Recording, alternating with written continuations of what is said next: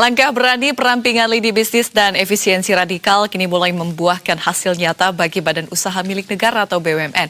Di tengah ketidakpastian ekonomi global, kinerja keuangan perusahaan plat merah justru mencetak rapor hijau yang mengesankan dengan lonjakan laba kumulatif yang melesat fantastis di berbagai sektor strategis. Lantas seberapa besar andil reformasi tata kelola dalam mendongkrak profitabilitas ini?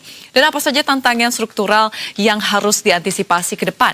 Dan untuk membahasnya, sudah bergabung bersama kami pengamat BUMN Pak Toto Pranoto. Halo, selamat pagi Pak Toto, apa kabar? Selamat pagi, Vidi. Iya Pak Toto. Data terbaru menunjukkan bahwa kinerja kumulatif BUMN ini melampaui target. Lonjakan laba yang sangat masif dialami oleh raksasa seperti Pertamina, Main ID, BRI, Mandiri, bahkan lompatan laba hingga ratusan persen. Ini diraih oleh Pelindo, Pupuk Indonesia, dan pembalikan status rugi menjadi laba pada Semen Indonesia atau SIG. Nah, bagaimana Pak Toto Anda melihat atau membaca fenomena rapor hijau plat merah yang melonjak serempak ini, Pak Toto? Ya, saya tentu menyambut gembira ya bahwa kemudian performance dari beberapa perusahaan milik negara ini kemudian cukup baik ya sampai dengan pertengahan tahun ini ya. Cuman kita mesti melihatnya secara lebih clear begitu ya. Jadi apakah kemudian peningkatan kinerja itu memang terkait dengan perbaikan struktural ya yang sudah dijalankan selama ini oleh Danantara atau juga karena ada pengaruh perubahan-perubahan siklikal begitu ya, yang mempengaruhi juga terhadap kinerja BUMN tersebut ya. Jadi kalau kita amati tadi misalnya ya, Pelindo misalnya naik sampai dengan 94% in terms of laba, tentu ini kaitannya dengan bagaimana proses transformasi mereka melakukan merger ya, 3-4 tahun lalu, kemudian performance terus meningkat. Jadi proses transformasi lewat merger ini menghasilkan kinerja yang lebih baik. Menurut saya itu kenapa Pelindo bisa naik pesat begitu ya. Tapi kalau Pupuk Indonesia naik 230%, tentu kita harus lihat dari situasi yang lain juga, bahwa situasi geopolitik internasional juga tentu berpengaruh ya.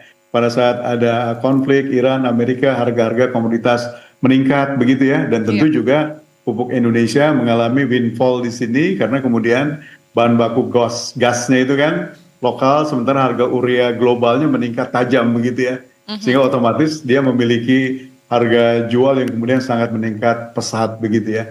Tapi juga memang harus diakui bahwa Pupuk Indonesia juga sudah mengalami atau melakukan ya beberapa transformasi yang dijalankan, sehingga itu bisa dilihat dari angka-angkanya sih. Kalau revenue dia naik 45%, tapi return atau labanya naik sampai di atas 100%, itu artinya kombinasi di antara efek dari kenaikan harga siklikal, tapi juga ada perbaikan transformasi yang dijalankan, sehingga kenaikannya menjadi sangat tajam begitu ya. Jadi hal-hal ini menurut saya patut diapresiasi ya, bahwa kemudian kinerja BUMN bisa lebih meningkat, cuman ke depannya memang sebaiknya manfaat dari perbaikan struktural yang sudah dijalankan oleh Danantara dengan berbagai macam program transformasi atau konsolidasinya mudah-mudahan bisa menjadi backbone kenapa kemudian secara fundamental kinerja BUMN bisa lebih meningkat ke depannya. Iya, baik, berarti memang ada kombinasi dua faktor begitu ya, baik dari transformasi strukturalnya juga dari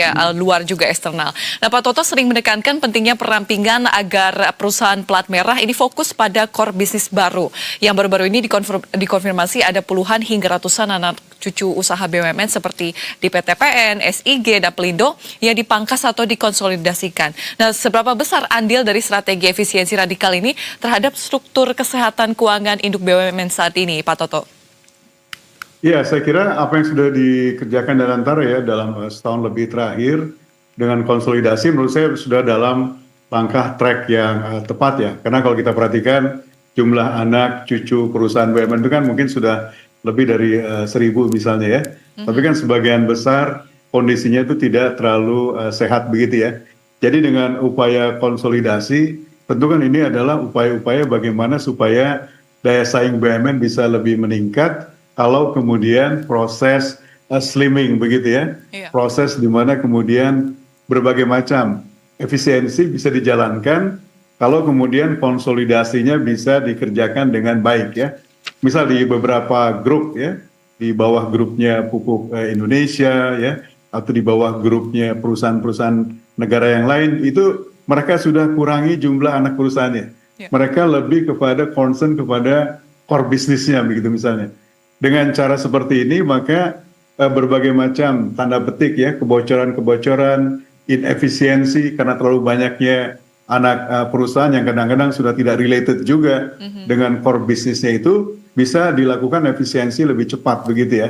Sehingga dengan cara seperti ini saja tentu sudah bisa meningkatkan angka bottom line-nya, angka labanya. Karena kemudian struktur biaya atau cost structure perusahaan negara ini bisa menjadi lebih slim sehingga otomatis angka bawahnya menjadi lebih baik ya. Jadi saya kira langkah-langkah konsolidasi BUMN sudah menjadi arah yang lebih tepat supaya nanti performance atau kinerja perusahaan negara ini bisa lebih baik ke depannya. Baik, Pak Toto, dalam peta transformasi jangka panjang saat ini terdapat puluhan proyek hilirisasi dan program konsolidasi. Menurut analisis, ada sektor BUMN mana yang transformasi bisnisnya paling matang dan juga berkelanjutan, serta yang mana yang mungkin transformasinya masih berjalan lambat, Pak Toto?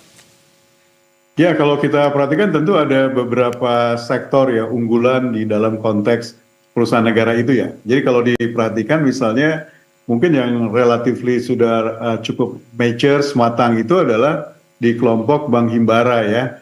Karena di industri jasa perbankan keuangan ini kan yang sangat heavy regulated ya, dan juga program-program transformasi sudah sangat dijalankan cukup lama begitu ya.